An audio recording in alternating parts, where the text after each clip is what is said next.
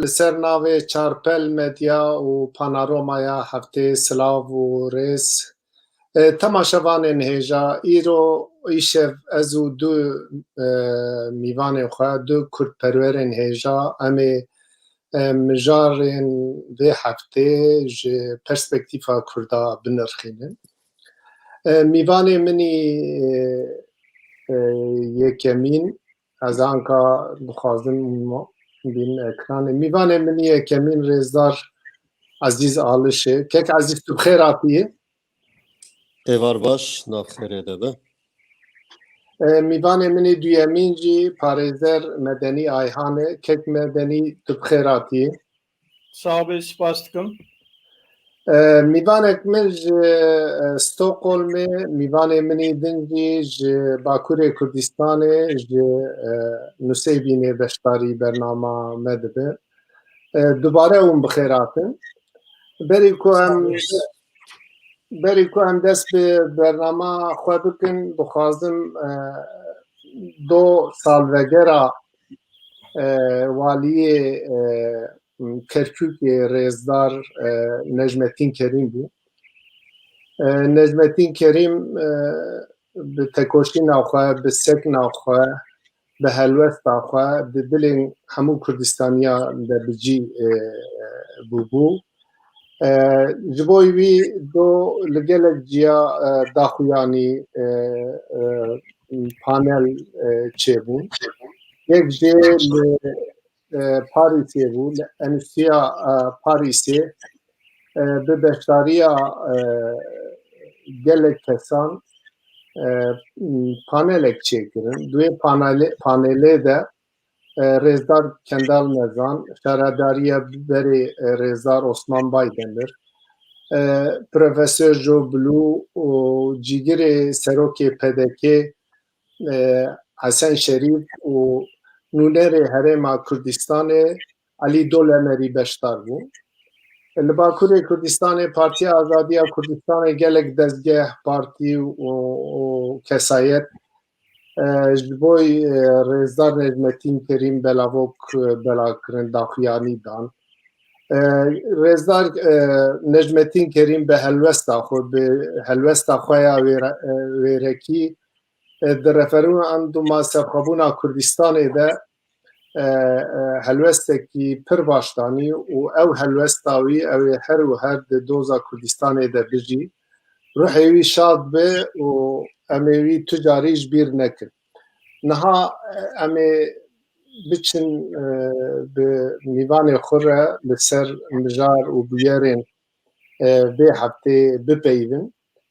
Berî ku em dest bi mijarê xwe bikin, dixwazim hevalê me yê re jî sernivîsên vê heftê bîne ser ekranê, da ku em zanibin, mîvanê me zanibe em ê ser kîjan mijarî bipeyivin. Ji kerema xwe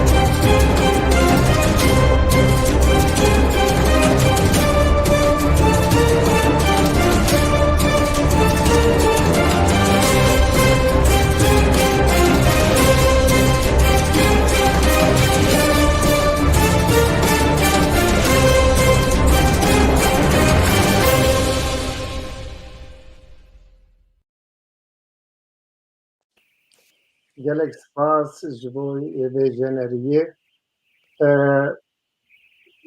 Beşdarên hêja we bi jeneriyê dî.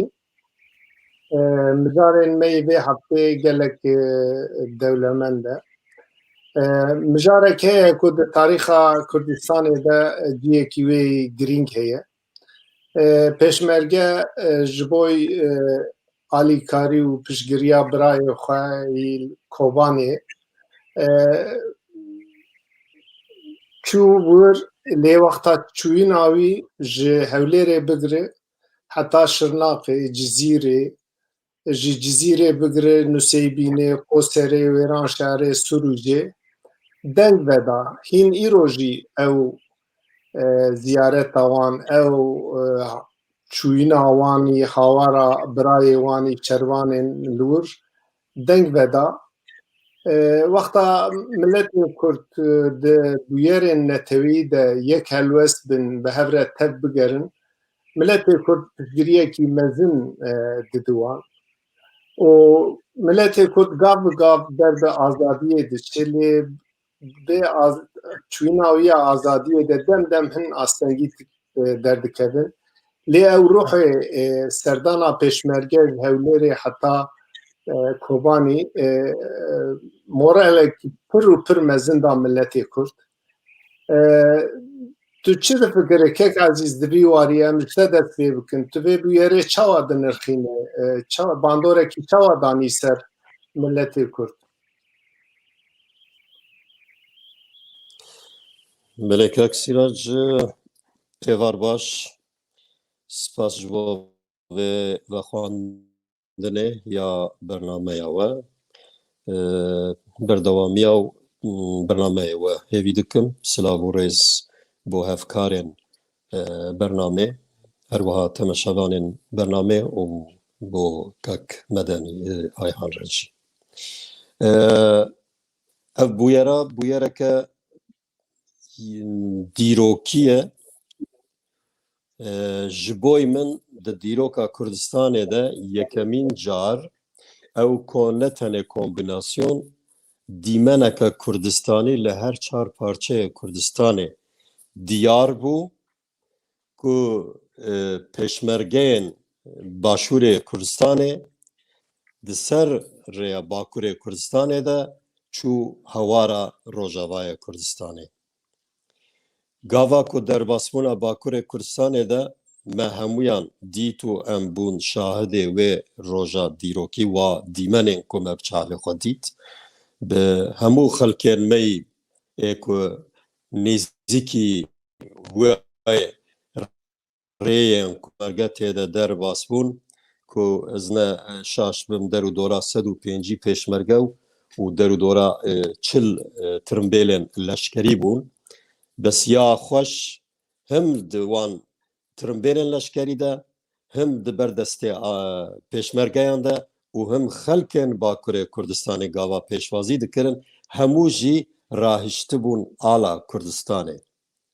Ew dîmen bi baweriya min hîşt ku careka din hestên neteweyî di her çar parçeyên Kurdistanê de şiyar be û careka din rastiyekê jî bide dagirkerên Kurdistanê ku hudûdên ku wan kêşandiye, ew hudûd ji aliyê milletê Kurd ve nayête qebûlkirin. Ferqa parçeya, ferqa milletên wan perçana tune ye ji ber ku yek millet e, yek netewe ye û xwediyê yek alê ye û doza wan jî û hestê wan jî yek e ku li bêriya doza Kurdistaneke serbixwe dikin û helwesta wan yek helwest e. Bi wê mebestê min bi awayekî pir ciddî bi rêzdarî bi bîr jî tînim û ew rojeke bi min dîrokî ye, hesteke neteweyî him li Bakurê Kurdistanê, him jî ew paşgotin û hin nûçe û minaqeşeyên nedicî de ku li Rojavayê Kurdistanê ji bo pêşmergeyên Kurdistanê û taybet jî ji bo desthilatdariya Kurdên ku li Başûrê Kurdistanê de berteraf kir, da îspat kirin ku Kurd li kîjan perçeyî be her yek milletin, yek netewenin û dikarin piştgiriya hev bikin û bi hev re bin ji bo dozeke hevbeş. Ew doz jî doza serxwebûna dewletekê ye, dewleta Kurdistanê ye. Bilê. Maskek aziz boya şirovete heja kek medeni cenab-ı ve çuyina peşmergen Kurdistanê ji hewlêrê heta Kobanê çawa dinirxîne hîsekî çawa cenab-ı te çêbû وروحكي نتوي درخست حولي يعني او هيسو روحي نتوي هنكي ومري بو وقتی گو اونا ج باشوره کردستانی هاتن کتن باکوره کردستانی گوهرن روجاوای کردستانی جبو خلاصیاور جبو تکوشین و حرباور بمجر بملت جره روح کی نتوی هنکی بهتر ام کارم به بلند بو اد دوا یکیتی هنکی بلند کر فکرای یکیتی هنکی بلند کر و دا خویا کرن و دا اثبات کرن گو کرد وقتی گو یکیتیا و نهبه به هفر تکوشینی بکن و بسر کردن و دیسا دا خویا کرن هک گو کرد به هفر تکوشینی نکن یکیتیا و نتنبه استراتژیک وانی نتوی تنبه و تک بچن yani eskarım bejim ere tekoşini gel ki mazın hebu le ve tek biçuna çünkü silahı desteği daişedi silahı gran bun pişti go peşmerge hatın bir tanka u silahı gran ev tekoşin tekle çup serket ev ciddi xuya kirin vakti go kurt yakitiya vahabi sert kevin vakti go yakiti tinebi tek diçin vanat de xuya kirin jivi ali mühim. baş kek medeni malata avabe em derbasî xala xwe ya duyemîn bin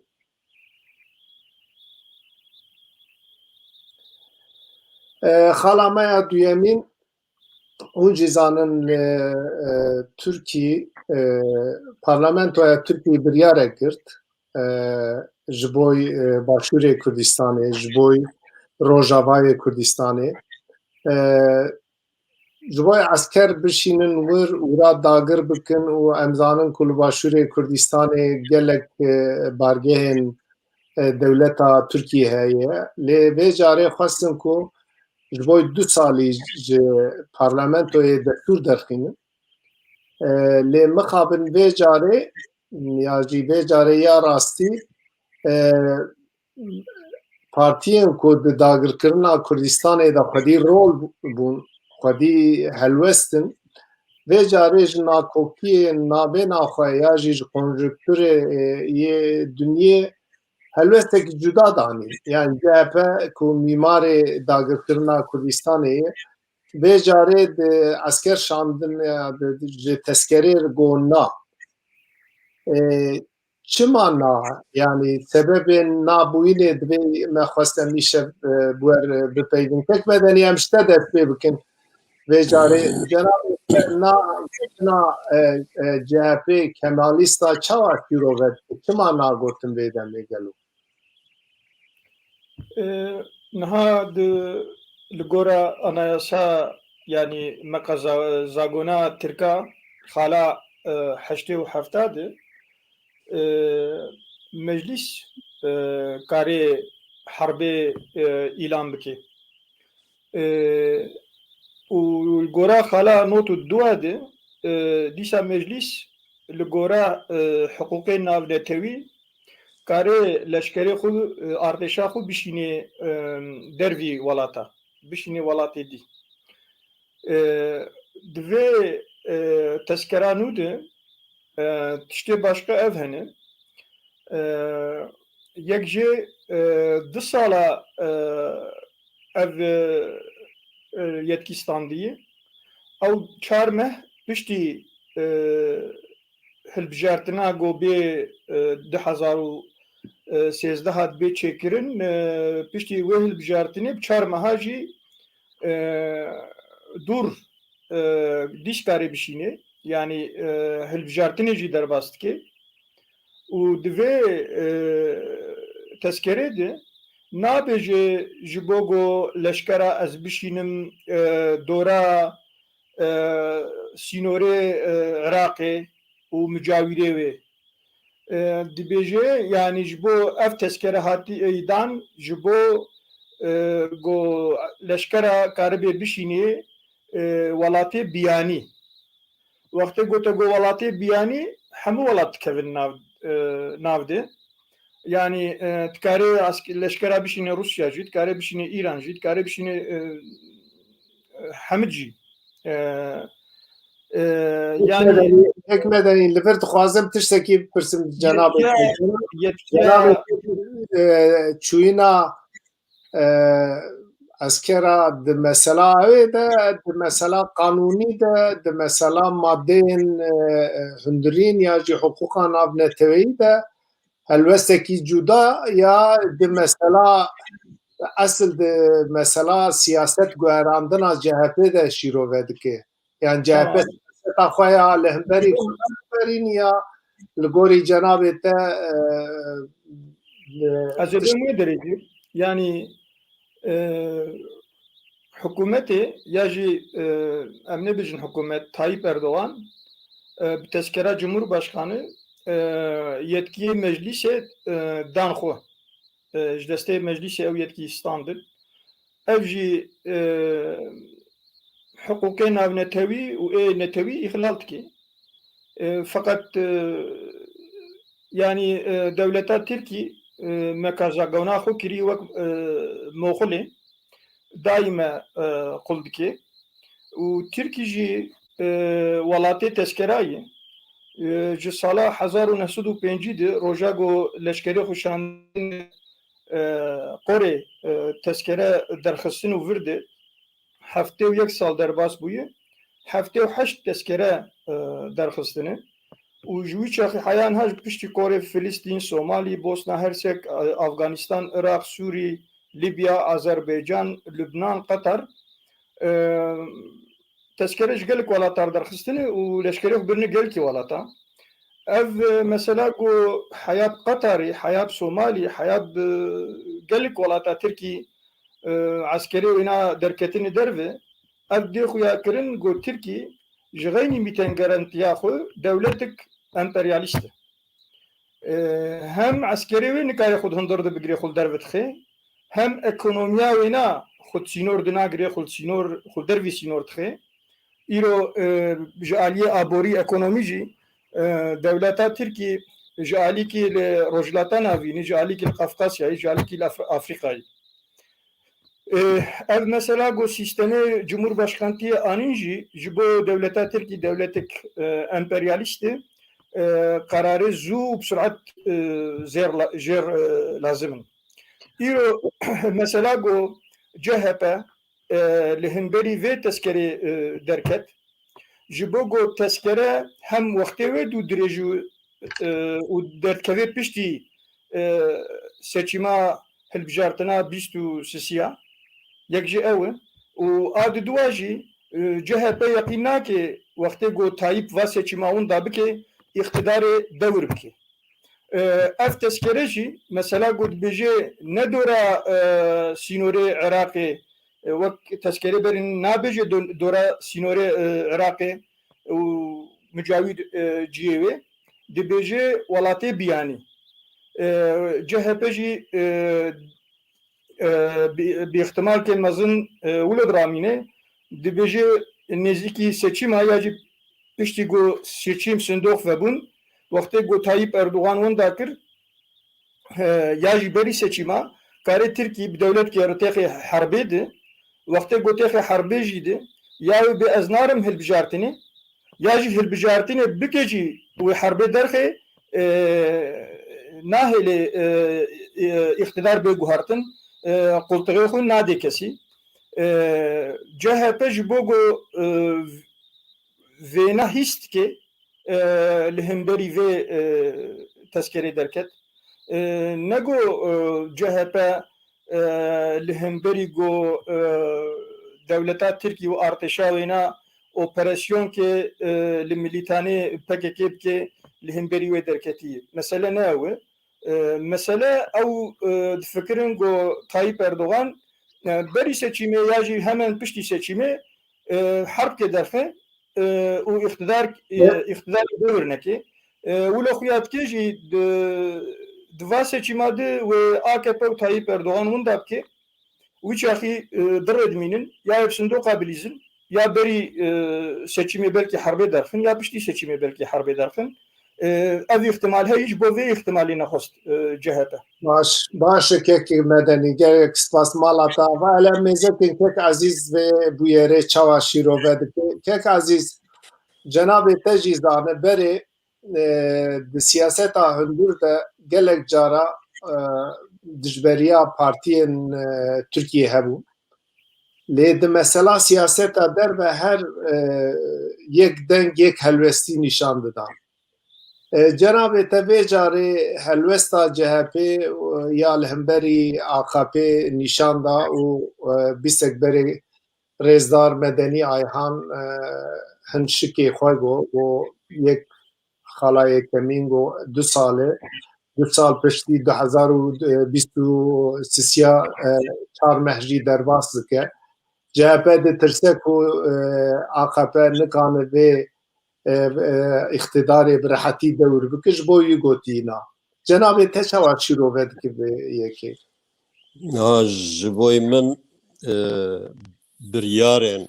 ji aliyê dewleta Tirkiye û ji hikûmeta wê û ji parlamentoya wê derdikeve ne biryarên di berjewendiya miletê Kurd de ye ew e yek ji ber ku em hemû dizanin dewleta Tirkiye dewleteke dagirker e dewleteke ku ne tenê ew dagirkerên dinê jî ji yek pirsek wanî hevbeş heye ku ew jî pirsa Kurdistanê ye ji bo wê jî ne îro ne do bi salan her dem biryarên pêşî li belav hestên neteweyî pêşî li destkeftiyên ku Kurd roj bi roj nêzîkî wa armancê xwe dibin di qada navneteweyî de pirsa Kurdistanê bêtir dikeve rojevê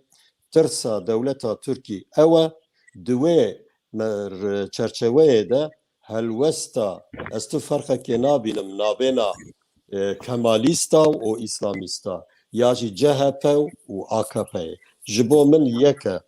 çima dibêjim yek e lê ev helwesta ku ana CHP wergirt ne ji bo çavê Kurda bû ne ji bo xatirê Kurda bû taktîkek bû heger hûn bînin bîra xwe ne zû debû ku şandeyeke CHP çûbû seredana Başûrê Kurdistanê kiribû ku yekem car ew jî partiyeke kemalîst ku dibêjin em demokratin ya sosyal demokratin yekemîn car çû seredana Başûrê Kurdistanê kir yek jê seredana wan tamam bêguman di karê dîplomasiyê de mirov hev dibîne mirov seredana hev dike mirov di hevdîtin û guftûgoyan dike ew tiştekî ne ku ez li dijim lê çûndina wan bi xwe jî taktîkek bû û gotina wan yanî li dij derketina biryara a ku 2 sala jî dîsa taktîkî bû taktîka ji bo hilbijartinê ye ji bona ku yanî ji muxalefetê re bêje ku vaye em li dijî cara yekem weka muxalefet em li dijî mayorîtetê piraniyê ya jî ew cepheya millî dibêjin ya AKP û MHP belê li dijî wan ku vay em jî xwedî helwestekin me gotiye na lê nabûna wan tu tiştek neguherand ji ber ku biryar hat hestendin ew dem yanî çi ye bandoreke li wê biryarê nekir bes hesabê xwe yî du alî him hesabê xwe yî hilbijartinê dikin him jî hesabê xwe yî ku yanî weka ji di Bakurê Kurdistanê de ji miletê Kurd me peyva te şekir bî na anka wexta dewletên ku Kurdistanê dagir dikin dixwazin askerê xwe bişkînin di navbêna wan du helwestî ya jî helwestên cuda çêbûyîn ji bo Kurdan ne baş e gelo bi hev kevin wexta gelo dibendî heye an na yanî me bi salan لەمە دوێم ڤەگەرن دیرۆکێ مە کەمالیستاژی تەجروبەکردی نەتەجروبەکردمە دیتیە یعنی ددەمێن کو بەسەر ناوێن نسبی دەمۆکراسیژی گاڤاهاتنن اقتیدارێ هەلوەست ئاوان و سیاست ئاوان و استراتێژی ئاوانە لە هەمبەری بەرامبەری پرسا کوردستانê مەبەستا من çi bû ya îrojî ez nebawerim yani bêguman mercên cîhanî qada navneteweyî hatiye guhertin ew ê bandorekê li helwesta wanî neweke ya berê jî lê siyaseta wana li beramberî Kurdistanê ez bawer dikim tu ferqek tune ye ha îslamîst ha kemalîst ji bo min yek e lê divî warî de ez bawer dikim Kurd bi taybet Kurdên li Bakurê Kurdistanê divê piçekî li ne tenê bûyerên ya jî helwestên ya jî siyaseta ku dewleta Tirkiye ya jî di hundirê bi devokê wan dibêjin mîsaqî millî yani ew hudûdên Tirkiye ya ku ji bo me nayê qebûlkirin di wê hudûdê de tenê pirsên Tirkiyeyî bê minaqeşe kirin piçekî jî meseleyê yani xelkê Kurd bi pirsên xwe mijûl dikin divê Kurdê dî piçekî bi asoyeke firehtir were ser wê xalêke baş baş gelek spas mijarê me pirin cavalê re jî rica bikin bira xala dorê dînê kîjan xalê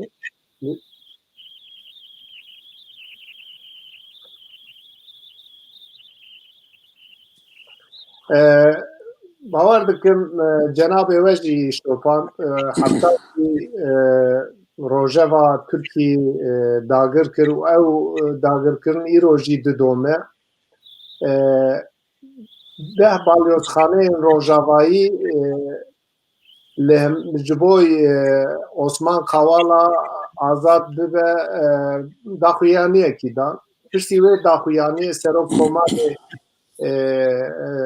Türkiye daxuyaniyekî pir tund da û ew daxuyaniya wî oy balyozxaneyên rojavayî vana em vana li welatê xwe naxwazin bû sebeba krîzekî dîplomatîk û di wî warî de aloziyekî mezin derket taliyê formülek dîtin hûn vê bûyerê çawa dinirxînî kek medenî em ji alî ji te dest pê bikin bêjarî tu vê bûyerê çawa dinirxînî niha Osman Kavala ev 4 sal girtiye pêşî dawa got heqî wî nadvekirin ew gezî dawasî bû yani digotin Osman Kavala jî di nav vê yek ji plankerê wî dawasî de ji wê dawê roja got berat kir û tehliya wî dan aynî rojê hîn ji hepsê derneketiye dawa casûstiyê û fetor têkiliyê li hemberî wî navekirin û bûna girtîbûna wî berdewam kirin ji bo hepsê dernekevê wek dawakî polîtîk hat vekirin çünkü ew delîlê got ev dawa diduwa aynî rojet heqî wî divekirin di dawa pêşî de di dawa gojê berat kiriye a gazî di ji xwe hene ew çûn Anayasa Mahkemesî red kir dawa Osman Kavala piştî wêne çûn Mahkeme Avrupa a Mahfê Mirova Mahkeme Avrupa a Mahfê Mirova Osman Kavala heqlî dît û got gerek evne derhal bê berdan li gora mekazagona Tirkî xala notî قرارê Mahkema Navnetewî û aqdê navnetewî di ser qanûnê denê û divê dewleta Tirkî wana bînê cî wa biryara bînê cî li gora aqda navnetewî bimeşe û li gora qerarê Mahkemê Navnetewî bimeşe dadgehê navnetewî bimeşe lê Mahkema Tirkî ev wezîfa xwe nayînî cî mesela got vê wezîfe nayînê cî hey ev bêkirin mahkeme wextê got qerarê bide û newê cî wî çaxî Avrupa Konseyi Komite Bakana kevi devriydi. Ev komite vakti go bighever amani go devleta Türkiye وظیفه خو ناینجی je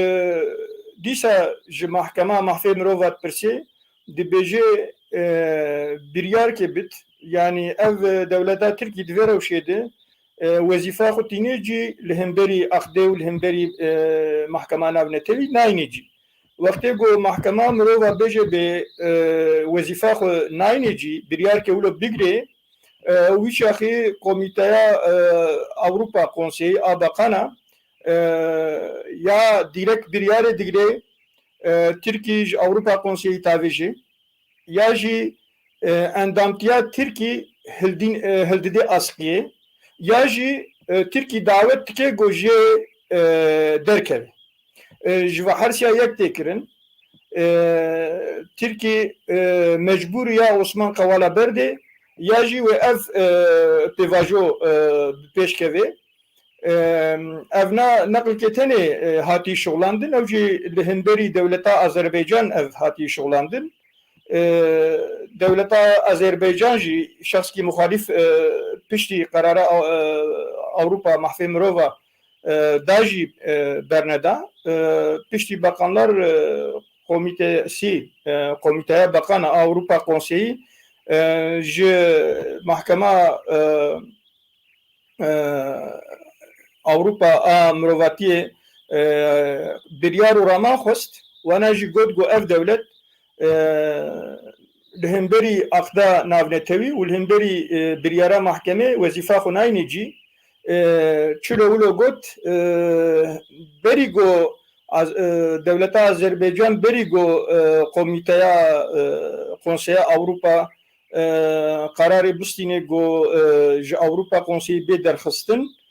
dicî di ew şexs berda devleta Tirkiye jî ya wîna berdê ya jî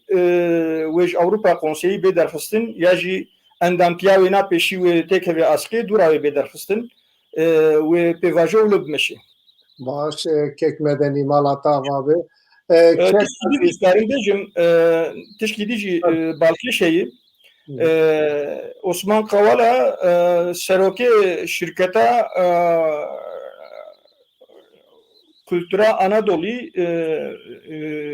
anonim şirketi heya îro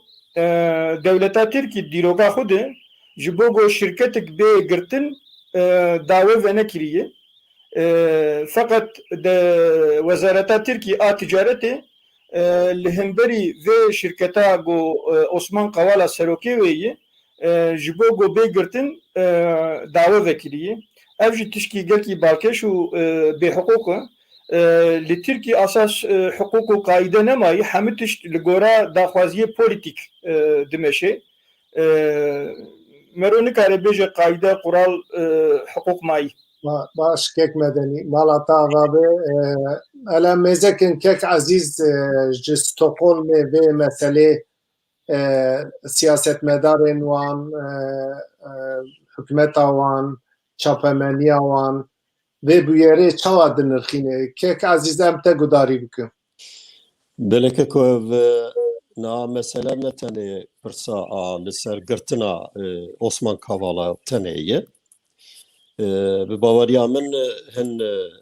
sebebên din jî ye yanî nakokiya wek numune ez bêjim min ew deh dewletên ku bi hev re helwestek danîn yek ji xala ku bi Tirkiye re nakoketin nakokî mesela Osman Kavala bû lê tiştekî din jî hebû em di bîra xwe de bînin beriya mehekê meha Eylûlê 2021 pirtûkek hate belavkirin weka çêkî dibêje di Turkey Tribunal pirtûkeke di wir de li ser hin lirxandinên dewleta de gava hin dewlet bi Yekîtiya Awropa û li gel wexta ez bim Yekîtiya Awropa bêguman Amerîka jî hevkarê wan û tê de yû belkî serkêşa hin siyasetên finansî wê siyasî tê meşandinê de diye di wir de eşkere آمادەکاریە کو تورکی تێخە لیستەیە گەور یعنی گری دبێژن گرۆ لیستەیە گەور ژی دەریە یەکەم قۆناغا یەکەما کو دەولەتێن کو دوانرە تێکەvە ناکۆکیە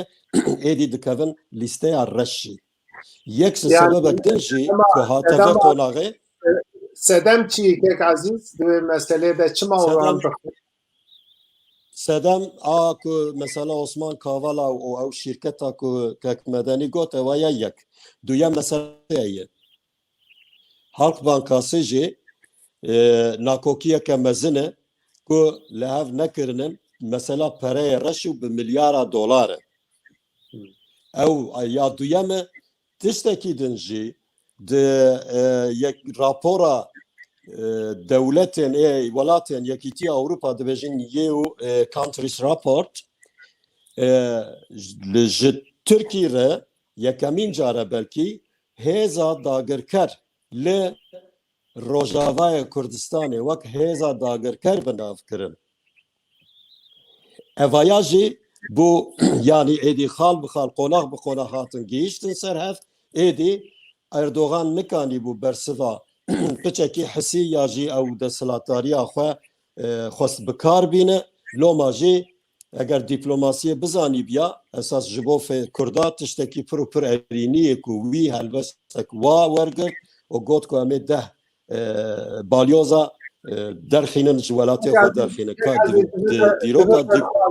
dixwazim cenabê te tişkî niha li gorî tê nivîsandin dibe ew ê gav bi paş ve avêt yani Türkî dibên yani rojnamevanên Tirkî alî hikûmetê dibe dewletên Ewropî gav şûn de avêtin dewletên Ewropî dibên me gav şûn de navêtî li alî we ev wêre çawa tê şîrovet kirin gav avêtinek heye ev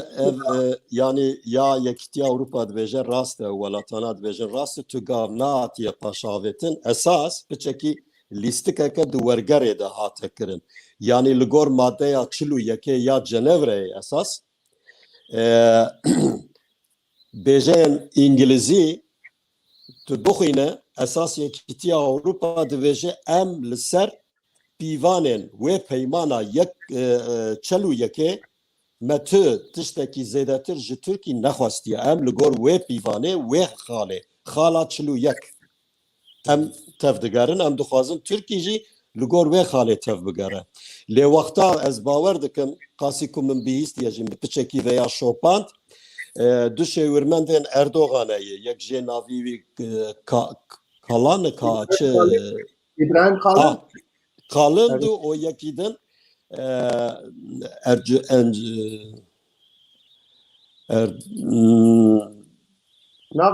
yekî dinê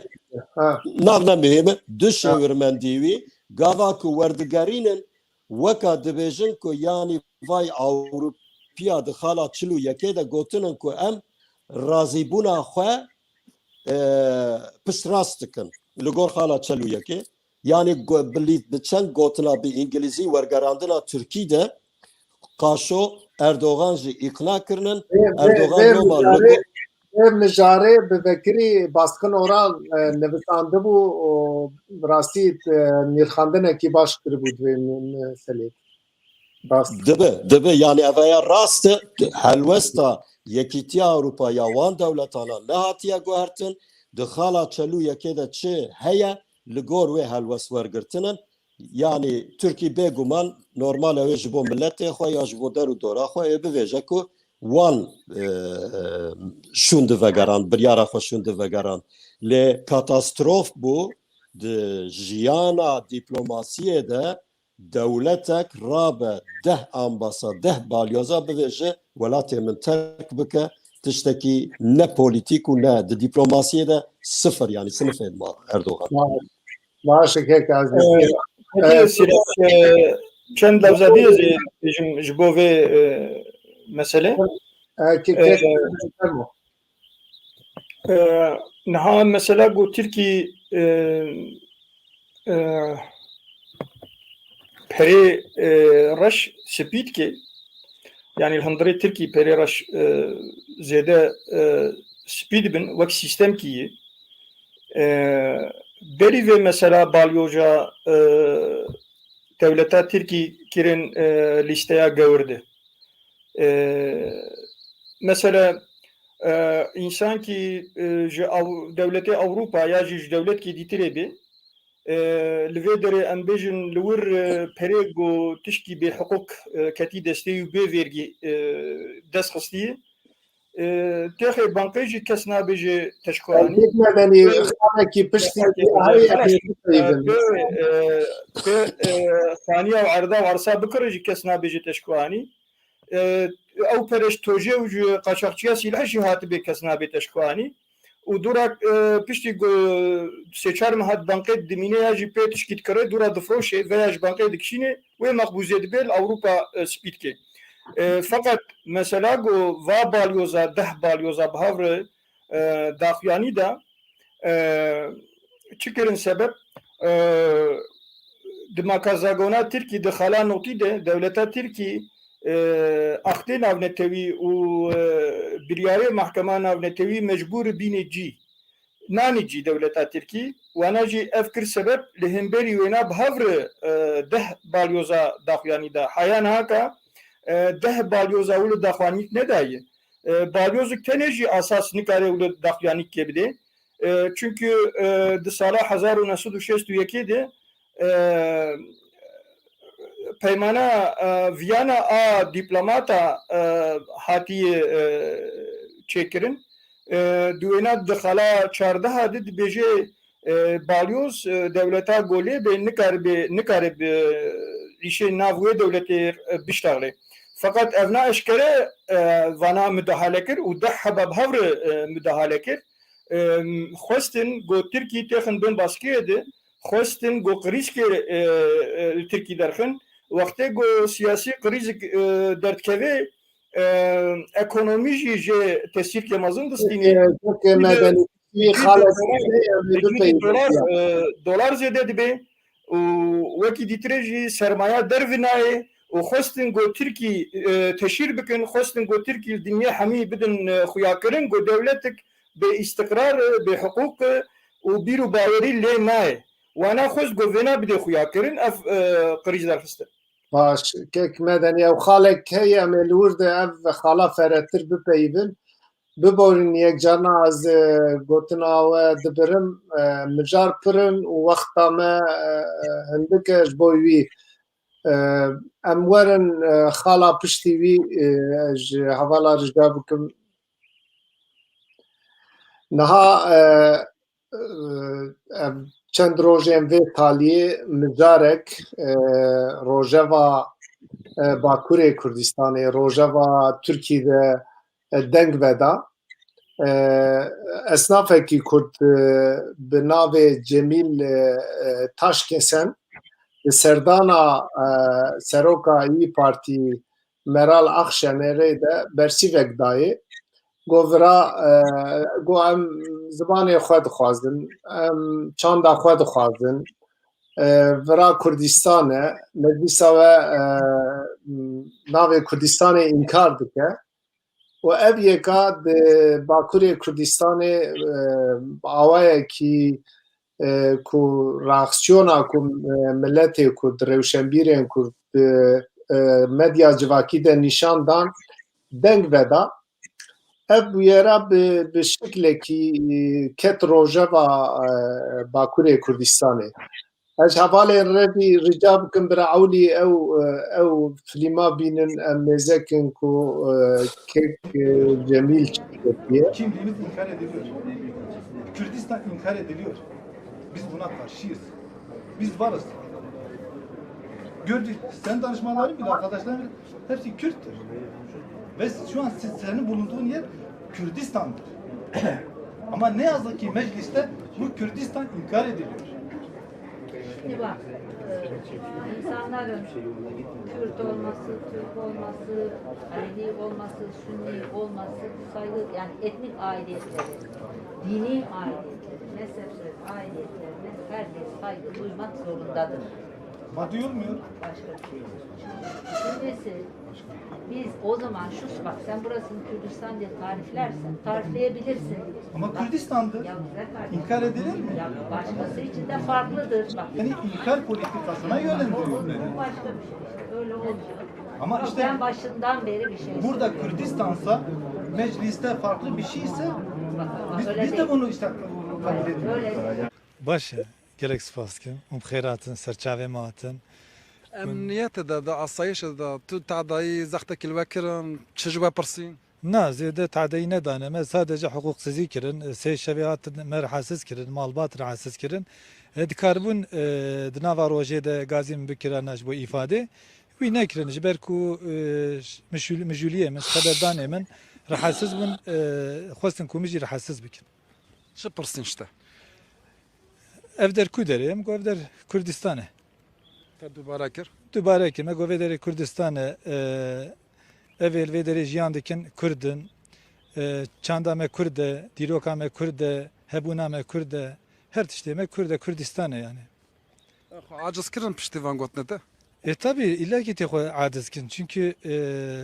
yani tişteki ne bxoşi vam çebu tabii ki te hassiskin ve adiz jibun em adiz bun ama rahatsızlığa em nakne tişteki cevap kazın bile bavi xubkin. باشه دما سروکا گشتی ای پارتی مرال اخشانر هات سردانا و تصادف بو یان تبزانی و بید کانی تا خو آماده کر بو جوان گوت نرا سردان هاتنا وی tesadüf bu. Çون ba hevala mne çay ki bukhara lere entim hat devam ici di hat per. ده هلوستا اخشانر چوادید Zede zayıf bu, beçare ma bu. Tişeki ku bersevan bide tüne bu. Yani çünkü tişeki ku ser inkar ebe teşvik yani tişeki malzeme desteği de tüne bu. Yani tişeki ku ekbe tüne desteği de. گوت نتا داوی Biji Kürdistan, biji Kürdistan. زور زور gelek spas havalên hêja bi rastî jî di helwestekî hêjayê textîrê ye refleksekî neteweyî ya xurt li cem tek Cemîl heye em wî pîroz dikin divê her hemwelatliyekî Kurd bi vê hêşmendiyê tev bigere li hemberê partiyên ku welatê me dagir dikin di her platformê de wexta rastî wan tên bibêjin em Kurdin welatê me Kurdistan e û bi serbilindî viya biparêzin û helwestê deynin kek ezîz cenabê te vê helwesta Cemîl çawa binirxîne hîsekî çawa li cem te çêbû bawer bike anka wexta min wî gudarî kir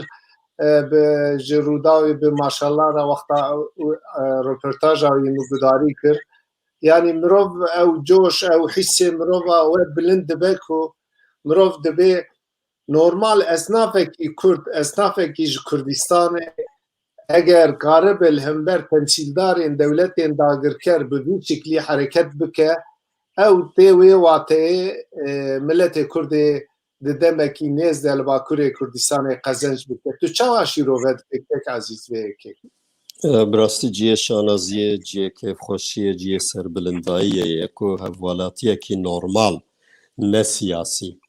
تو بلکی تو گریدانه کوی به تو پارتیه که سیاسی یا کردستان یا کرده تو نبو وک اصنافه کی لور لهمبری شخصیته که کو نجات پرست کو دماغ وزیراکاری هندر یه ترکی و یک جوان کسانا کو حشکترین سیاسته که لهمبری کرده دا مشاندن مرال آکشنر لهمبری و اشکره پر زلال دبیجه آخا کتنها لوره ناوی و کردستانه تشتکی پیروزه هلوسته که پر جدی و راستی و سربلنداییه اویا یک مثلا yani gava ku mirov kesên weka Cemîl dibîne dibîhîze godar dike bi rastî hêviyê didi mirovê mirov dixwaze ku yani Bakurê Kurdistanê nüfusa xwe diyem nikanin bi reqemeke sabît bêjin lê nabêna 25 heta 30 milyonî milletê Kurd heye asimilasyoneke bêhempa dijwar li hemberî milletê Kurd tê meşandin li gel ku xelkên me Kurdên me çûnin parlamentoya Tirkî jî Meclîsa Tirkî ya li Ankarê jî hê jî nikanîbûn û nikarin ku ew sonda didin ber wan ku pêşî li hemû tiştî digirin. Yani bi şeref û namusa xwe ku son bixwin bêjin ku em vî welatî dabeş nakin lê hevwelatiyekî Kurdistanê ne siyasî ne parlamenter li ser axa xwe ji wê serokê partiyê re dibêje vira Kurdistan e, zimanê me Kurdî ye, çanda me Kurdî ye, evaya diyardeyeke, îşareteke, belgeyeke ji milletên ji xelkên me dinê re jî ku bi wêrekî û bi cesaret êdî divê pirsa Kurdistanê û pirsa ziman û hestên neteweyî were zimên û bê minaqeşe kirin, belav kirin. Hêvîdarim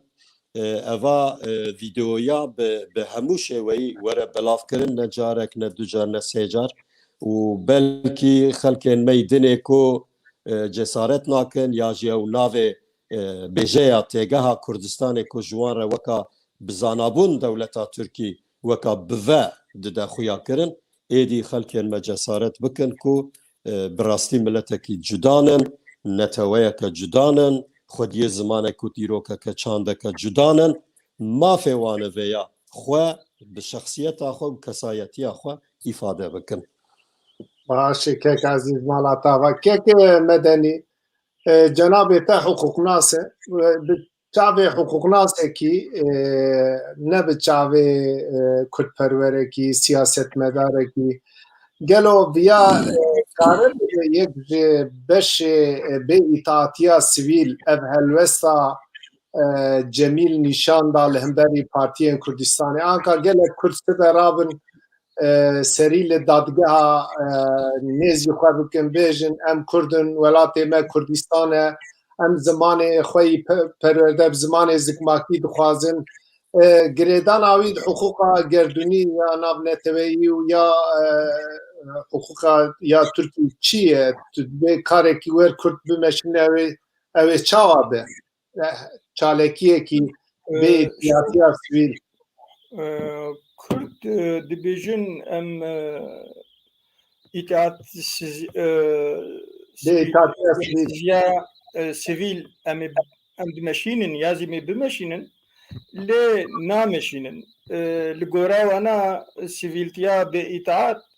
wek gotu daxuyanîkê bide ew halbikî ne ew e wextê got Kurd bêjin bê em محکمه دولتی قبول نکن وقتی گو بیجن ام ناچن زاروخ ام ناشینن مکتبه زمانی ترکی وقتی بیجن ام vergiye nadir vatiş müştevulu rexistin bikin tekoşina be itaat ve derkeve holi نها دهندره محکمه که ده لمردین دادگاه گران از دهات محکمه کرن دور دیجی مگو محکمه و از قبول نکم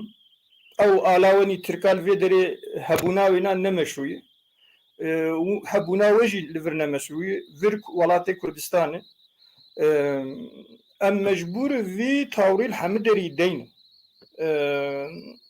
yani ev fikra gu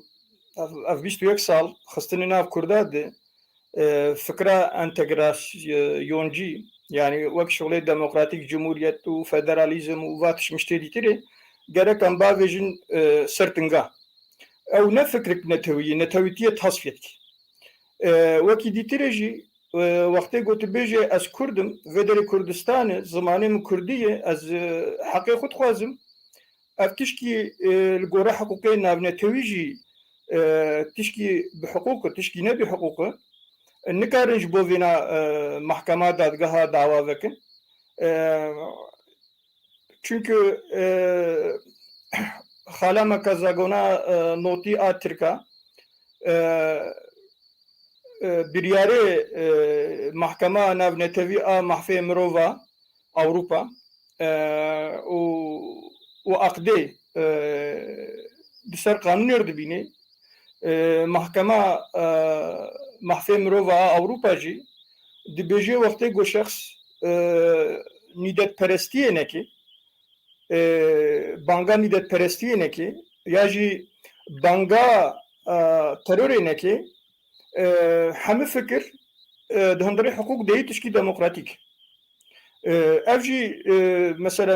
tawrê ku ev hevalê Cemîl Taşkesen danîye gotine tawrikî demokratîkê di hundirê hukuk deyî tişkî bê hukuk tê tineyî Tirk û siyasetmedarê Tirka daîme dibêjin mesela Kurd hek problemek wa hebe piştgirêkek wa hebe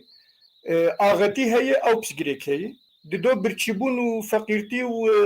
bêhişbûn heye ew piştgirêkê wa ew in wextê ketî hundirê vê dikanê jî de we gotu bi ev dikanek çûçik sedî sed wê bêjin danûstandin tineyê em feqîrin îş nameşe wê tişmiştê wilo bêje ew fikirî mesela gu Cemîl Taşkesen ev mesela Kurdistanê anî ziman ew hinkî şox bû asas meselê me ji bindestbûna Kurdistanê dixuliqin yani hek meselak menî feqîrtiyê hebe hek meselak menî bêhiştiyê hebe ew jî ji bindestbûna Kurdistanê ji bin wê ji wê dixuliqê wextê ku Kurdistan nemîten engem bê ne bin dagilkeriyê û mîtengertiyê dibe petrola Kurdistan heye hemû tişt zengîniyê Kurdistan zêde henin kes Kurd ne birçî dibîne ne bêhîş dibîne ne çê İstanbolê İzmîrê dişuxulê mesela Kurdistanê mesela kî netewî li welatê ku piştgirêka netewî hebe dibe mixaleftiya serekatî û ew mixaleftî dedikeve pêşiya mixaleftiya çînî sinifî yani îro Kurd derdê wana ji mesela sinifî bêtir mesela netewî yani mesela welatî mesela dewletbûnkê çünkü Kurd zanin ku heya ku Kurdistan çê nebe û serbixwe nebe Kurd ji feqîrtiyê xelas nabin ji zilmê xelas nabin ji qatliam û jenosîdê xelas nabin Kurd nikarin li nav netewî bibin özne û Kurd nikarin ziman û kultura xwe têxin nav ziman û kultura navnetewî de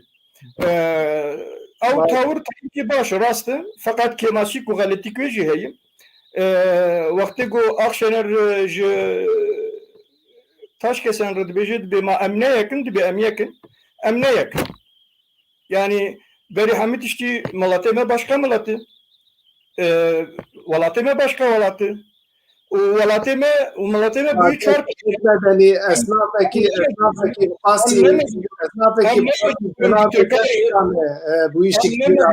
Tirkare bibin yek em mecburin bi parçe Kurdistanê re û bi gerê Kurd re netewê Kurd re êl parçe dî Kurdistanê bibin yek mecbûr berê melwa be yekîtiya Kurd û Kurdistanê ji ber muhîm e ji bo wilo em ne mecbûrin bi Tirkar ji Qersê heya Edirne bibin yek ew heqê me heye ku em veqetin jî Slovak kevirik navetin hev ji hev veqetiyan dewleta Tirkî jî ev aqdê cêwî dibêjin ew Tirkî dibêjin aqdê îkîz li gora we aqda xala heşta xujê vekişandî êdî îmzekirine bera ji wê xalê jî xwe nevekişîne îmze bike referandumik li Kurdistanê çêbin Kurd ji Kurdar bêjin hûn dixwazin bi Tirkarê Federasyonê hûn dixwazin yoksa hûn dixwazin dewletek serbixwe bin 5 sala jî beraqe ji bo wêna hemû kes karibê bi azad tekoşîn û propaganda bike wî çaxê me bibînin bê Kurd vedqetê ya venaqetê referanduma Golbaşûr hat çêkirin jî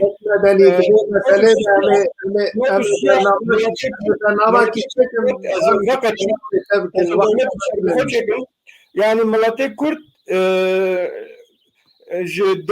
جوا ملتê bindest û serxwebûn tercîhkirine ji wan ne cudayî ruhê wêne û daxwaziyê wêne ji wek wana wek hev e. باشه کک مدنی ev mijarekî divê em ser bi hûrgilî rawestin ew jî mijarek dirêj carekî din dêviya kek ezîz divê mijarê de te dixwest bêje kelama Belê wek tu jî bêje wek têbîniyeke bi ew têgeha îtaatî û bêîtaatî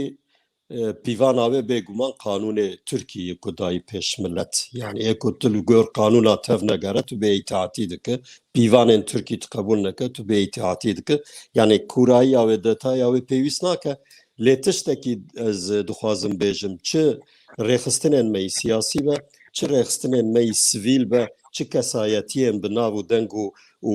di nav civaka Kurd de ciyê wanî taybet heye. Ez bawer dikim divê mirov hewil bide dest pê bike cesaretekê bide xelkê me ku ew vîdeoyên ji Atatürk bigire heta vê dawiyê dê derekê min dît Erdogan bixwe jî digot yanî Kurdistan û nizanim Lazîstan û nizanim çistan mirov bêje ne çîke yanî ew rastiyake realîteyeke ku wexta destpêka damezrandina Tirkiyê de peyamên Atatürk çi bû navê Kurdistanê û ji du mileta pêk hatin yanî evana bixwe weka belge û agadarî ji nav xelkê Kurd jî bê belavkirin cesaretek tê mirov dide wan ku ew êdî bi hêsanî bi helwesteke neteweyî û nasnameya xwe ya neteweyî xwe bide xuyakirin bê tirs. Giring e heva yani. gelek xalekî giring e gelek spas em cavalê re jî rica bikim bira mijara di rêzê de bînin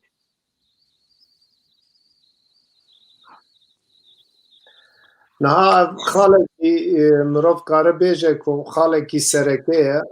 gava din wexta mişkek medenîr got mebesta me bû vê xalê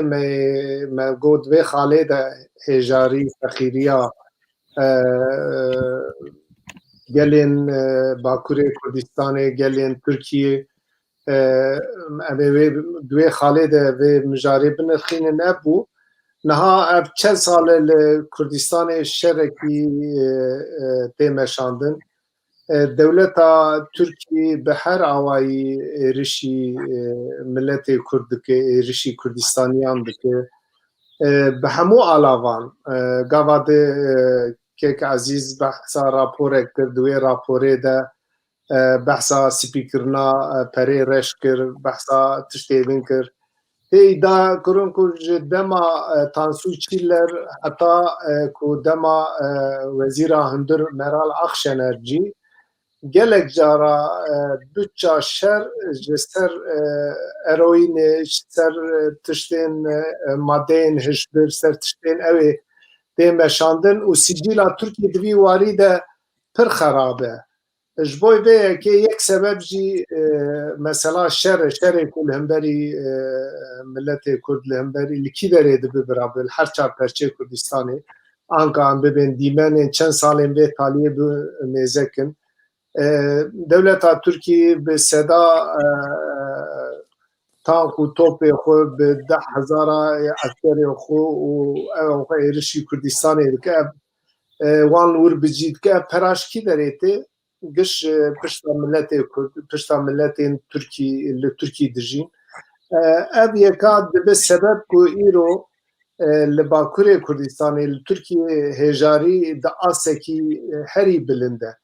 e kek medenî tu vê hêjariyê çawa dinirxîne em ji te vê jarê dest pê bikin niha enstitûya geşbûna demokratîk yani wextê mirov Tirkî bêje Demokratîk Gelişim Enstitûsu li ser herba û tesîra wê li ser aboriyê lêkolîna dike lêkolînik jî li ser herba got PKK û dewleta Tirkî çi tesîra hêna ser ekonomiyê bûye bi lêkolîner İzzet Akyol kirine. İzzet Akyol di rapora binavê herba di çil salî de tesîra wê nîl ekonomiya Tirkî û maliyeta wê vî navî raporek amade kiriye. Di wê raporê ji gelek grafîka û ji gelek lêkolînerê dî û akademisyenê dî li dinyê got li ser herbê dinyê lêkolîner kirinî jî çavkanî standine. Di wir de dibêje ji sala 1950 û heya sala 2020 işkera xwe evana tehlîlên dirêj ew nek bi Kurtiye bibe hîn 5 mijarê divê ez neştexlim ez nizanî biştexlim ana biştexile yani tiştê ber bi çav yani divê ez temelê weşter yani bi gora sala 1950 û heya sala 2020 de diva sala de dibêje gelîra Tirkî a netewî 15 trilyon û 78 milyar û 811 milyon dolar wextê got ev harb sektorê aboriyê ciyê got tahrîb kirine û miştiye wextê merotê xê nav de dibe gelîra Tirkî wî çaxî wê biba 18 trilyon û 709 milyar û 174 milyon dibe neqeba wana di fark 3 trilyon û 630 milyar û ev gelîr wextê got Tirkî yani tahrîb nebûna li Tirkî dibe Tirkî îro li gora îro 122 nokta 52 ve ekonomik diqavettir ba mastir ba ve jaliye aboriye merkeza ve hereme ba tespite vina u behenim evna ne tespite galitin rastın yani liser ekonomiye mesela Tayyip Erdoğan 2013 de go 300 milyar khasara ve harbi heye fakat divê mirov li ser bifikre li kîja sektora çarpan etkiya çi ye yani reel efektif döviz kuru wextê got li ser beedlînê çi ye mesela cîkî got herb lê hebe sermaya wê got hundir diye xulwir nagire diçe derve dibe yatırım ya ji xudkê bankê devletê navnetewî de û wextê got cîkî herb hebe fîrmaya û bankê got sermaya ku wanî mezin hebe jî li wî ciyê herbê ji bo got îstiqrar tîneyê li wê derê yatırımê nakin sermaye naşînin wir sermaye û yatırım li wir nazîvre istikrara wêna tîneyê wextê got yatırım tînebe û sermaye tînebe peşketna aborî jî çênabe adîtir mesela devleta Tirkî 4000 gund xera kir 4 milyon Kurd koçber kirin ji bo got nüfusa Türk û Kurda teke wênavev Kurd nikaribin veqetin devlet ke serbixwe çêkin wextê got devleta Tirkî wilo kir û çiqa dehl û res û çiqa zat û daristan hebin şewutan din wextê got devleta Tirk qedexet kê got Kurd derkevin merab heywanê xwe re wî çaxî sektora heywana sektora zad û çandinê jî dimrê li Kurdistanê dimrê wextê tu vêna texê ekonomiyê başkayê tu vêna ji ekonomiyê aboriyê derxê başkayê tefsîra wê adîtirê ciyê got herb lê hebe turizm bêtir dimrê însan ciyê got herb lê hebe naçin wê derê diçin welat ki got herb û rîsk lê tînebe ev wextê got ji bo herbê bi çê veqetînê tu mecbur ji bo tenduristiyê ji bo perwerdebûnê ji bo yatirimê tu bütçe kêm dike باش pêşketin çê nabe enflasyon zêde dibe bêîşbûn zêde dibe ev jî tesîle aboriyên امێزەکە کەک عزیز دوی واری دەچێت بێت کەک عزیز تو چ دەبێژێ بەری کەک عزیز تو دەست بە ئاخافتنێ بکە بخوازم تشتێک بێژم باوەڕ بکە ئەم بخوازن و لەبەر پر درێژی بپەیون لێ وەختا مە سینۆرکری دەستپێکێژی مگۆ وەختا دکەبم نابێرە ببۆرین قسوور مێزە نەکن هەن مژارێن مە پرن ji بۆی وî ئەسی شیاری ددم کەک عزیز ئەم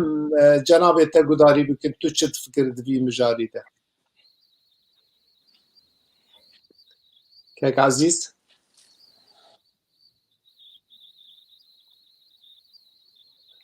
کەک عزیز ئەوێ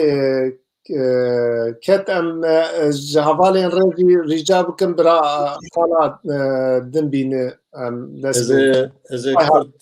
bêjim niha belê dengê min tê belê belê anka hat dengê min tê geriya dengê te tê kek azîz dengê te dîsa qut bû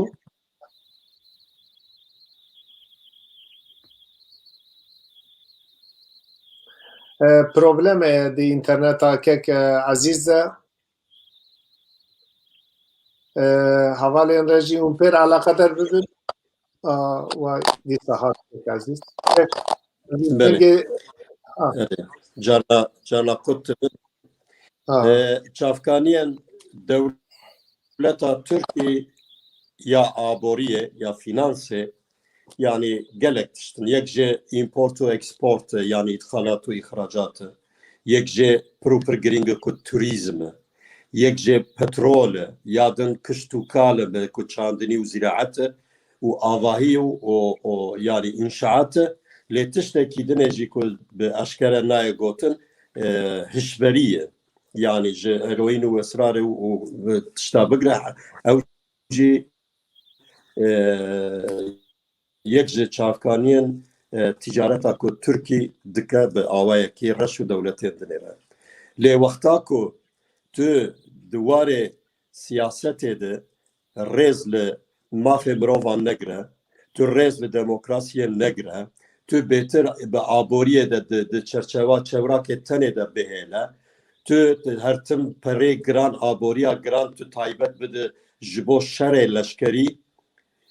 bêguman êdî bandorê li beşê din dike Tirkiye û nakokiyên dîplomatîk bi welatên din de jî gava kuçî dibe carna pêwîst nake ku mirov têkeve şerê germ bi hevre şer bike na şerê aborî bixwe pişta gelek dewleta şikenandiye nakokiya dewleta Tirkî ku wexta ji berendamtiyê dûr ket ya Yekîtiya Ewropayê ji wê demê û vir de Tirkî ji ber ku dixwast belav bibe li Asyaya navîn de bibe împaratoriya Tirkî û bibe serkêşê dewletên İslam gişa di wî warî de sinyal hate dan ku na bi vê hikûmetê û bi vê kesî û bi vê siyasetê nayê meşandin divê êdiyan derî lê bigirin qonax bi qonax Tirkiye hate vê rewşê loma jî turizm çavkaniya turizmê li gel ku welatekî turîst lê nakokiyê wê ê Rusya ku beşê zêde ku yê turîsta dihat ji Rusyayê bû nakokiyê wan û Rusyayê îro bandoreke tesîrî turizmê jî dike hişberî de êdî pêşî lêgirtin heye di eksport û importê de êdî alîkariya zêde ji Yekîtiya Ewropa nikane werbigire bi vî şiklî qonax bütçeya wê rewşa wê aborî lawaz bû lawaztir jî dibe bêguman ê ku bêtir dikeve bin wê bandorê milletê Kurd e hejarî di nav millet te dest pê dike baş kek azîz gel spas em xala din em werin javala rica bikin birawer ew xala me niha hûn jî zanin îro serokê Amerîkayê û serokê Tirkî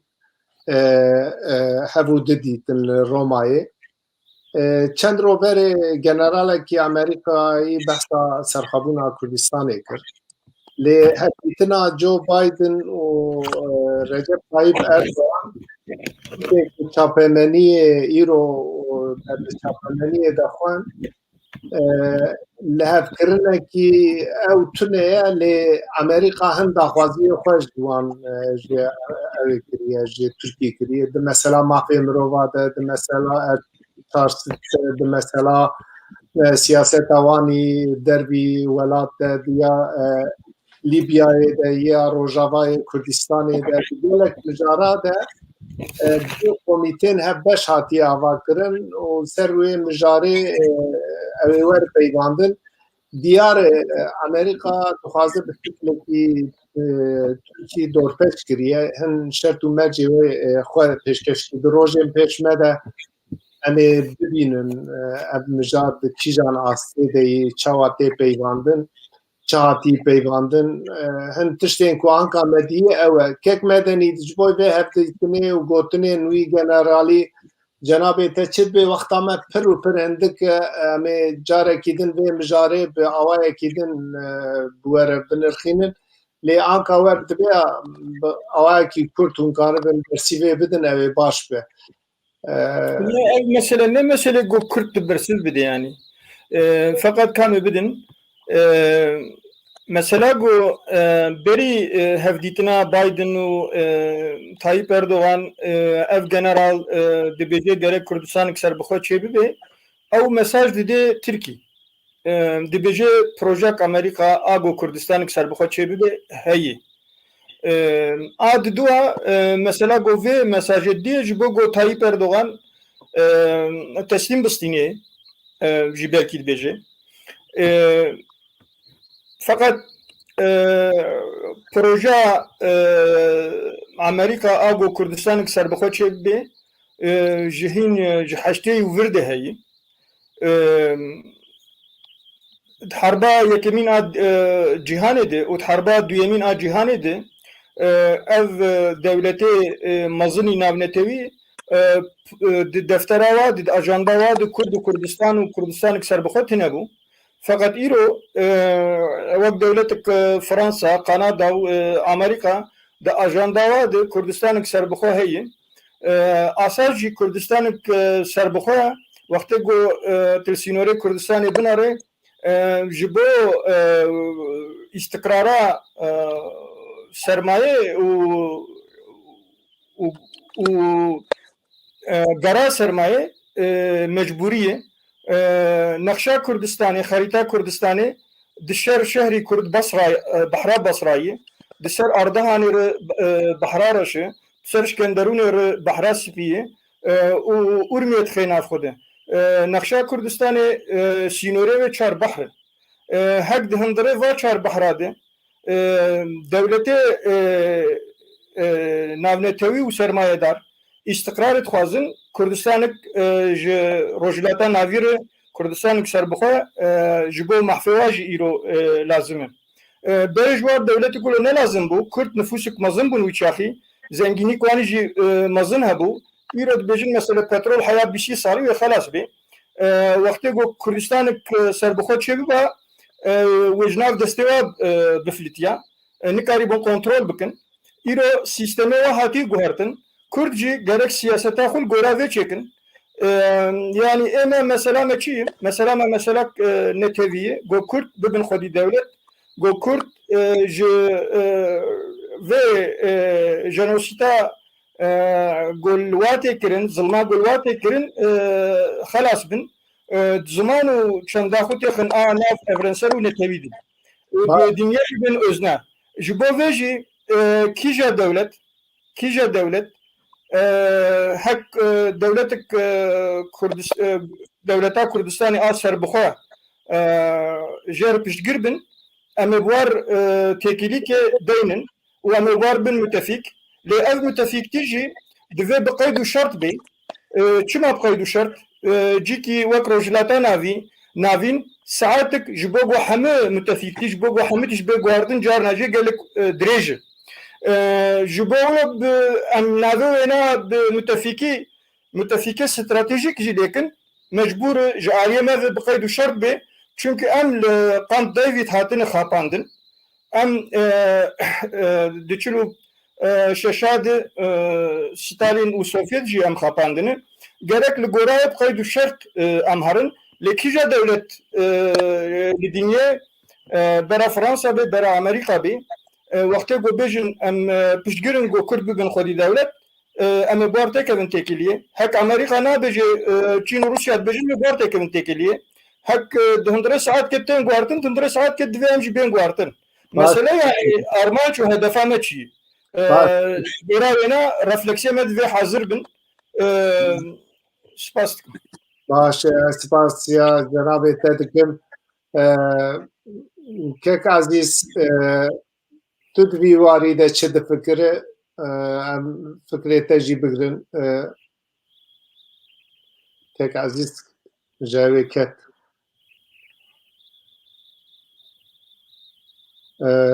wexta me jî pir hindik maye kek aziz dîsa ket kek aziz bi Kurtayî ez bêjim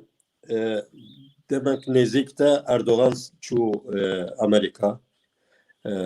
wêsayê lê li wer tu rû wernegirt di warê dîplomatîk de wî û John Biden hevdûn nedîtin John Biden nexwest wî bibîne eva ya helwestek bu esas piştre çû Sûşî li Rusyayê bi Putin re rûnişt tu li hevkirinek jî tu nebû sedema çûndina wî seredana him a Putinû û him ya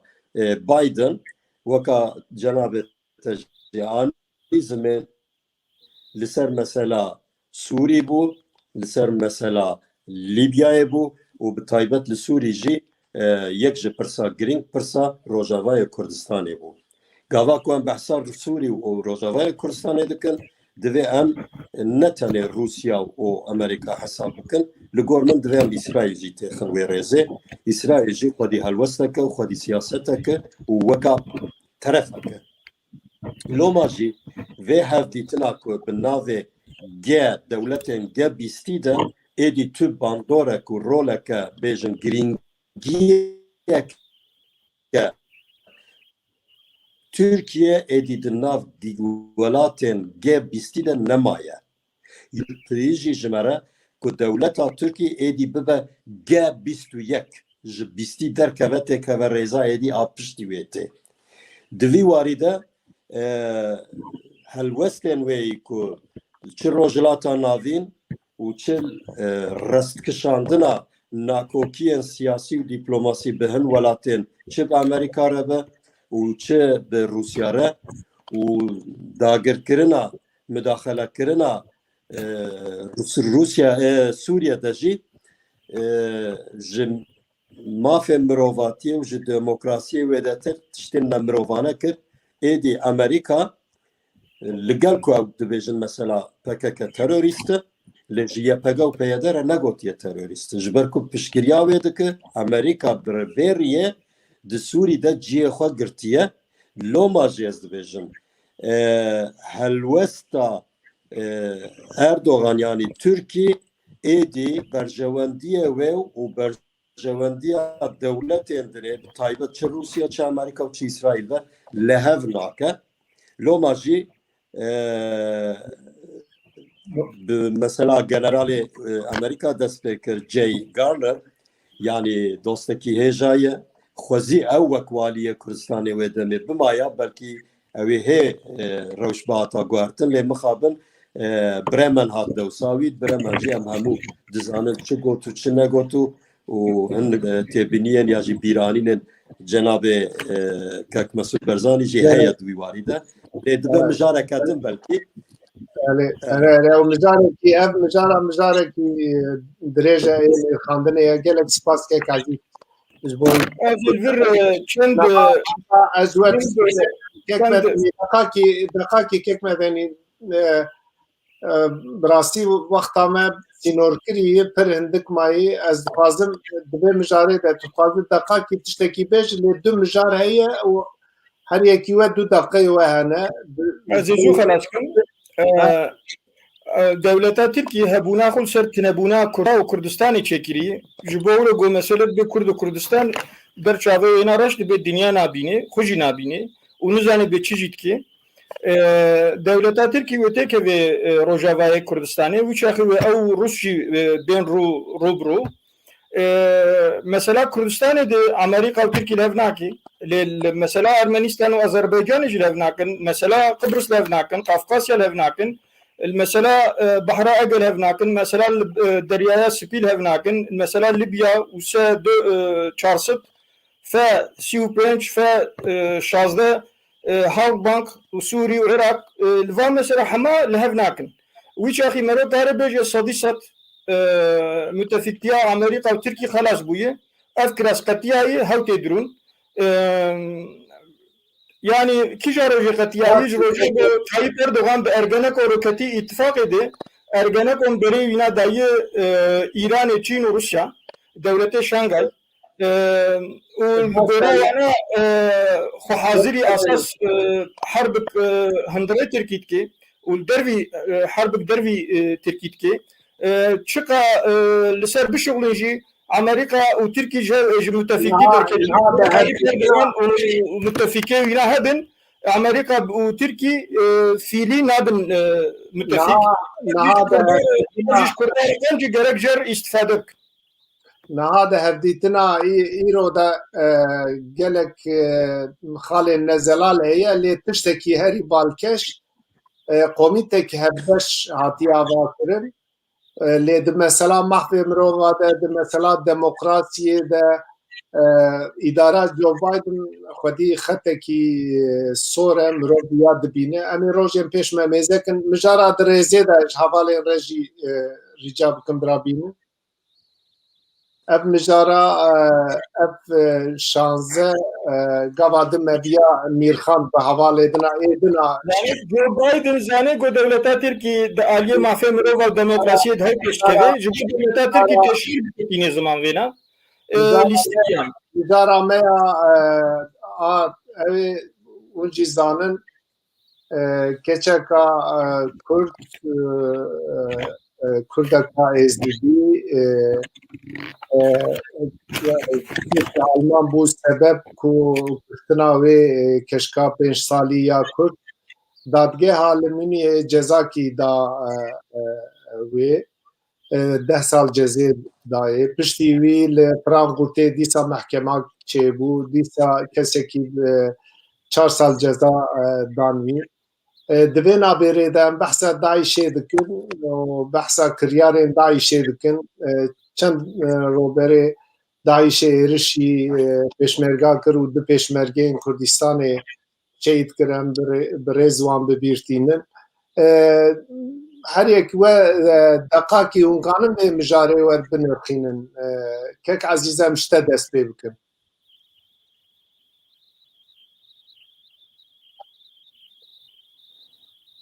dengê me nayê te kek ezîz cemidî kek Vazatım. tu jîre tu zûtê Yani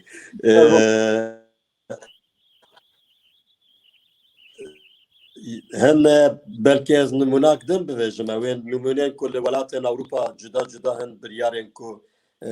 hukukî û dadwerî tên dan hene lê tiştekî de jî balkêş weka gadarî ez bêjim ew jinên ku Daişê li Rojavayê Kurdistanê ji aliyê çekdarên şervanên Kurda ku ya ji îdareya li Rojavayê Kurdistanê di hefsê de bûn ya kampê de bûn hêdî peymanek kirin ku hêdî ew jinana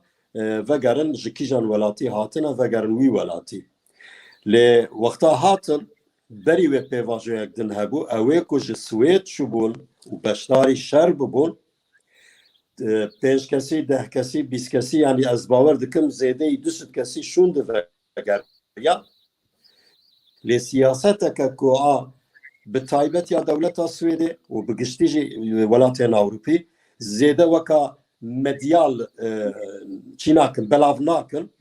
didixin bin çav ceza jî didin ya jî berdidin wexta berdidin jî dîsa dibin çavadê wan diparêzin û em bixwe nizanin ka sebep çi bû gîşt kîjan qonaxê loma ew jinên ê Daişê vegeryanin taka tekîfadan wan werdigire weke beşdarî şer bûne li gor wê beşdarbûna şer ceza didin wan lê li aliyekî din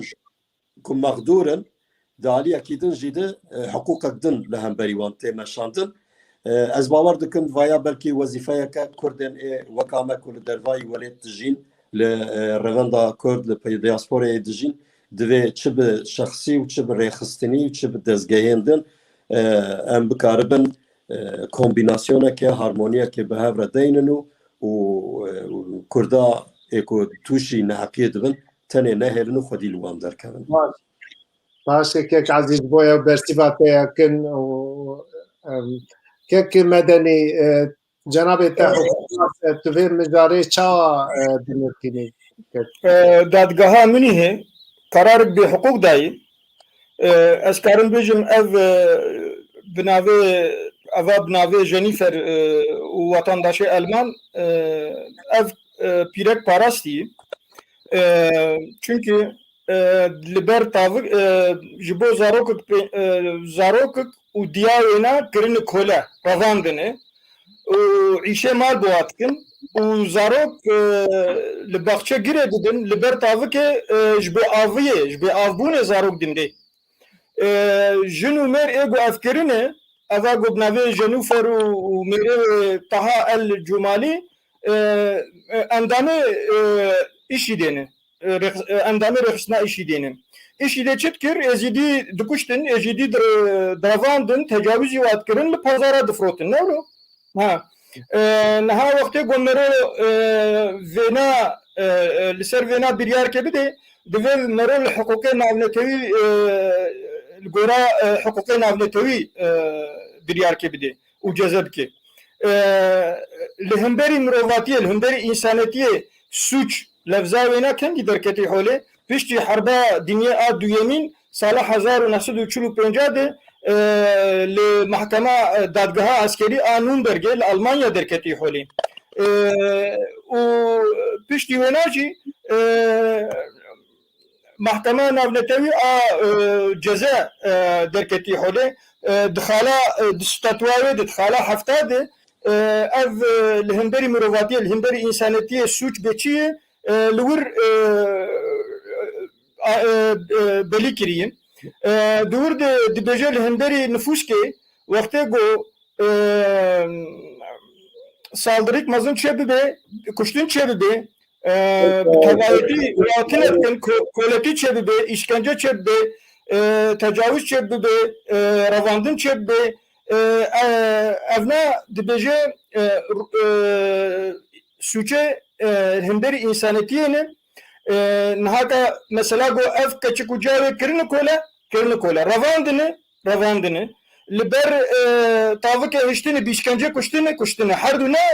endamê îşî dêne erê wî çaxî ceze çi ye suç çi ye li hemberî mirovatiyê suç ceze wêne jî heya got bimirin gerek hepsê dibin yek ji ev e a di duwa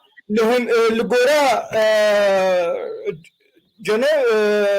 peymana Cenevre a navnetewî û li gora aqda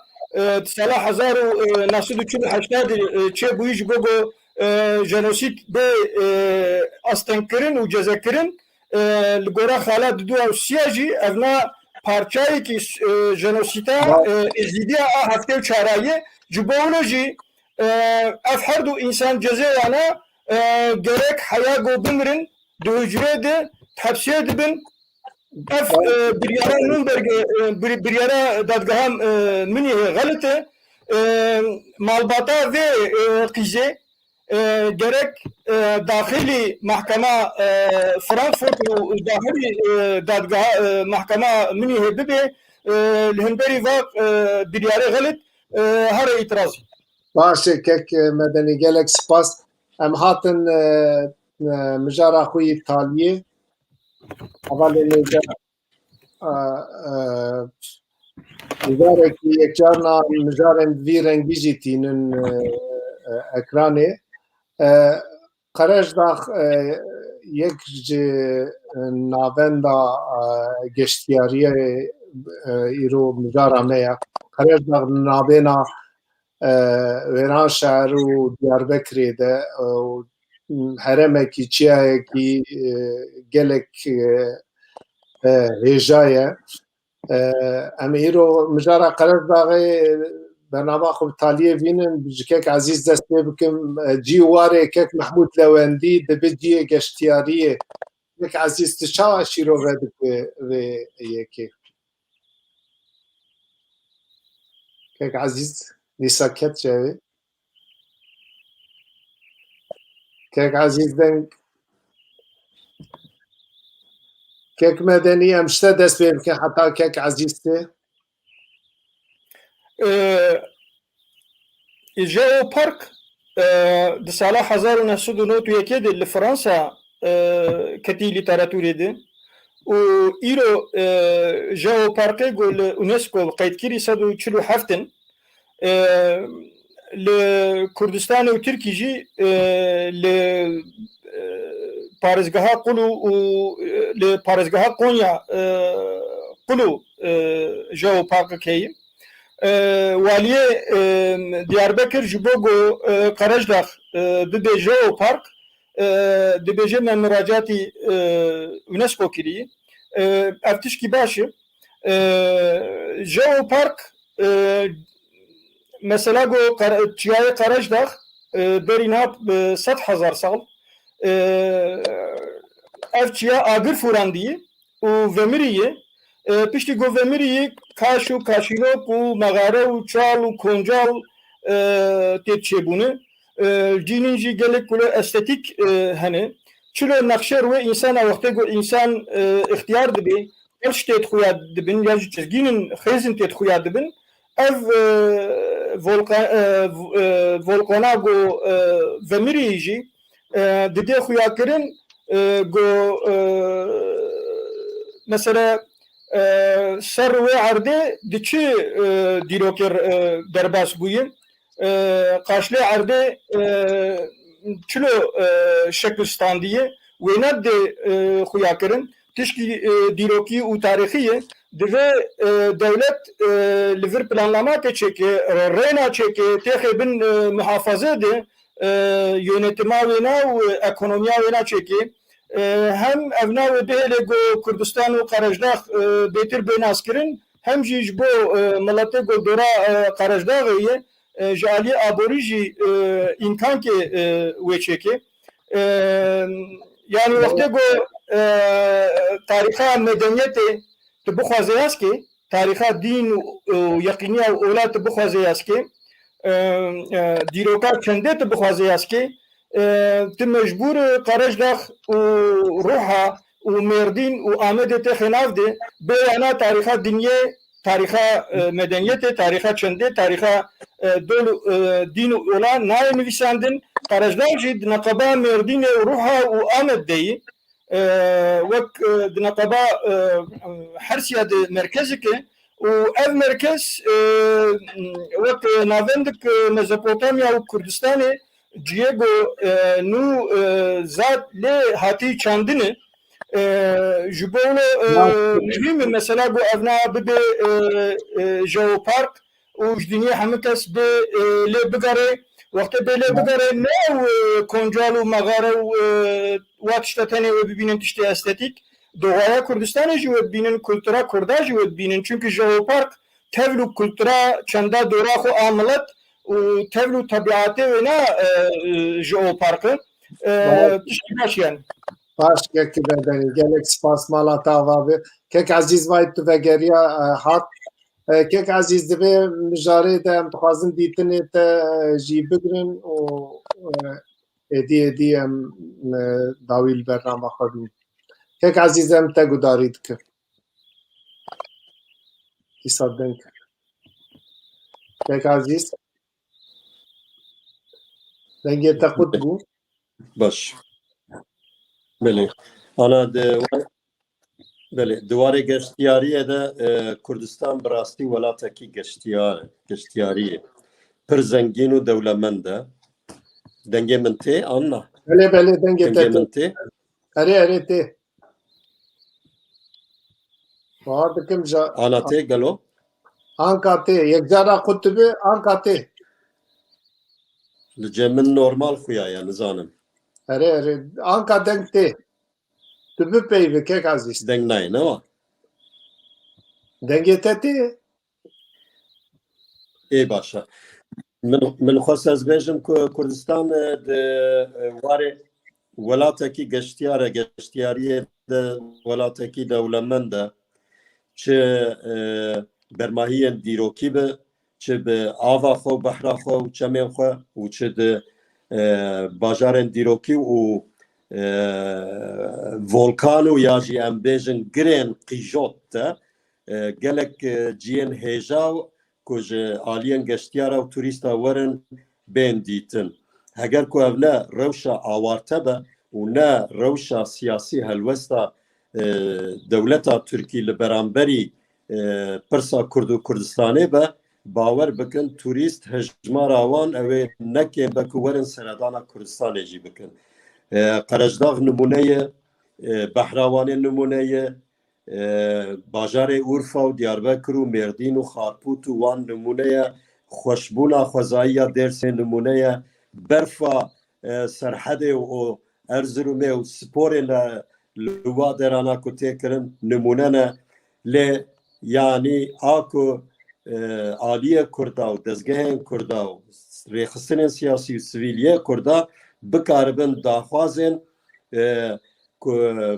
pêştexistin û derfetên pêştebirina ya turîzmê ya geştyariyê ji bo Bakurê Kurdistanê ku ew tê navekîdin li Kurdistanê dikin dewlet divê piçekî dev ji wê siyasetê em dikarin daxwaz bikin û em dikarin rexnê xwe bi dijwarî bi tundî li hemberî siyaseta dewleta Tirkî bînin zimên lê weka cenabê we anî zimên yanî Qerejdağ nimûneyeke ez bawer dikim demakê weka ji bo spora zivistanê jî ew Kurdên me ku şelwerên we jî şelwerên xwe ku nav berfê de dişemitîn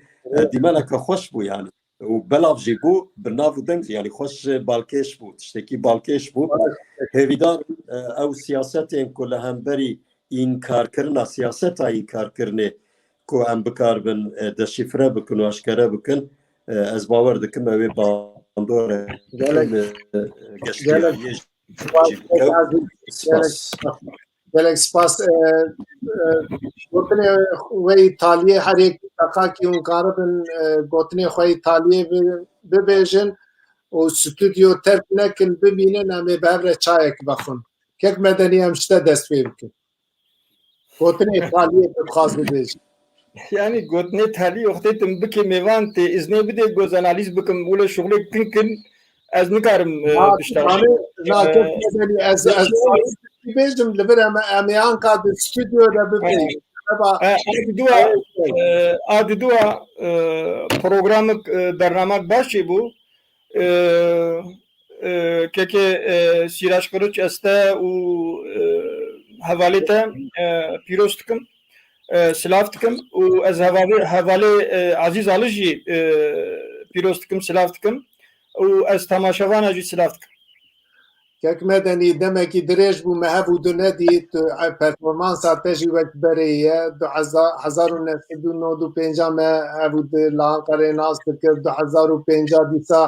di dadgeha Ankarê mittedî û Anka mittedî tu hîn wek berê ye mala te ava me te zeft kir di bernameyê din de analîzên din de em ê dîsa bi hev re bin mala te ava bi kek ezîz tu gotinê xwe Îtalyê bêje Sağ bin bixatirê te û keke Aziz. kek ezîz em te gudarî bikin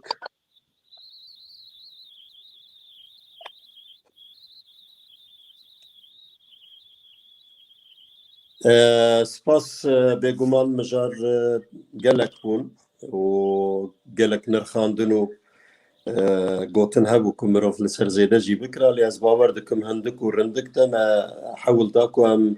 dîtinên xwe û nirxandinên xwe li ser wan mijarên ku we tespît kiribû hêvîdarin berhemdar bû spas mala we ava û